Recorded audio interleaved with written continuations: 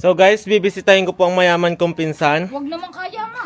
Dahil sobrang ganda na po ng bahay niya ngayon. Andito po yung dalawa ko pang pinsan. Shoutout kay Ate Des. Ayaw bang naka-jamming email lang na wala ng pasok. Ano masasabi mo sa bahay ni Giga, ni call center? Sobrang ganda. Proud na proud ako sa'yo. Tignan mo sa kami nakaupo. Sumunod siya sa tapak niyo. Tignan mo sa kami nakaupo. Diyos ko, ang ganda ng bahay. Wala ding upuan. Puro buhangin. Sumunod lang kami sa tapak mo. Yes. Ikaw na una. Ito ang bahay ko, guys. Kanya, 3 palapag. Guys, kwarto lang. Hindi yun bahay. Kwarto lang yun. Nagbago na isip ko, hindi ko na to pa ano sa iyo. Akin na to. Bay, huhukayin ko muna ang bangkay ni Iying.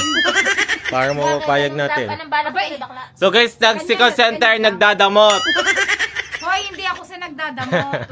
Sige, lalagyan natin. Kwarto ka na. So guys, nagpagawa kami ng istakan ng bigas. Ayan, kadoktong ng bahay ni Sisi.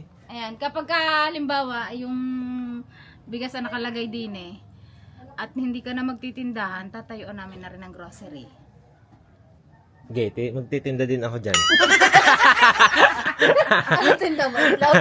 Itlog. Sabi ko kay Simon, ano, magtitindahan pagka kayo. Gawa ng balak namin ni Guy, magtayo kami din ng tindahan. Meron pa naman doong itlog at mantika. Guys, oo nga. Guys, ang nilabas kong pera ay 6,000 sa tindahan. Papaikot-ikutin ko. Ako'y nawala lang. Guys, alam nyo yung tinda na lang namin? Itlog at mantika. Yun na lang. Wala.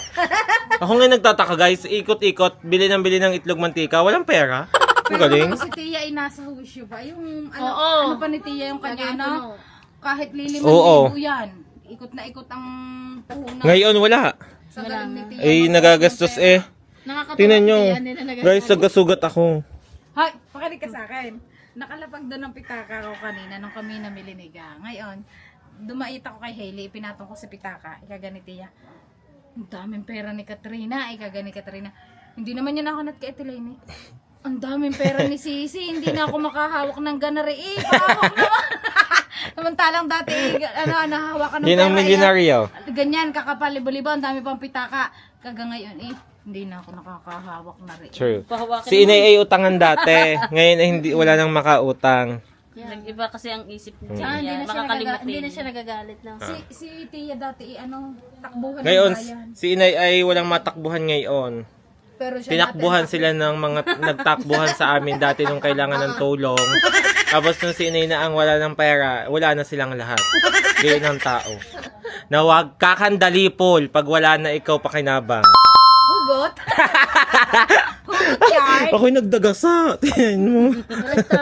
Meron din ako dito.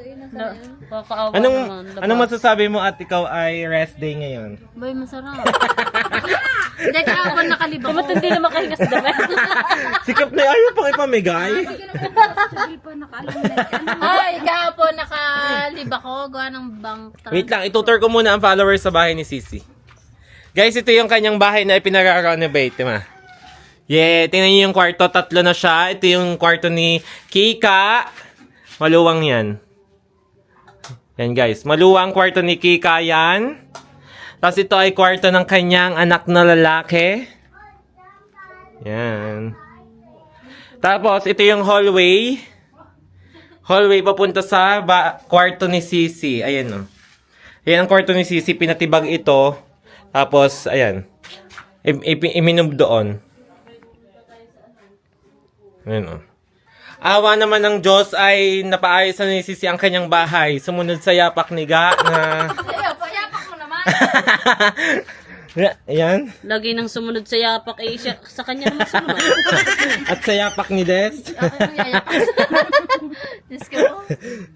Siyempre, guys, i-update ko din kayo sa bubong namin. Hoy, teka, bago lahat. Wait lang. Ayan, guys. Ayan, guys. Yari na din ang bubong namin na paayos ko na siya. Hindi na siya butas-butas.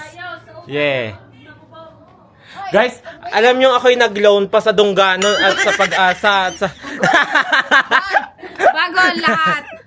May 40 perasong utang na pa akong ditres. May 1 yerong kinuha na lang basta din Babayaran ko yan o hindi ka makakadaan sa harapan namin. Magaling siya. Napagbuwan. Kailangan pa ga? Abay, ipaglalagay din sa palupuhan natin. Saan nabili nun? Basa ang bigas. Di sa hardware pa rin. Yan, guys. Ito yung aming Kami pusa, nag-iinat. Ito ang kwarto ko, guys. Yan. Porto. Yun. Ito ang bodega namin, ng aming bigas, ng aming business. Nagpagawa na kami ng bodega at hindi kami makapag-imbak. Abay, yun, ako hindi na makakilos doon sa salas. Lahat ng bigas din nando doon.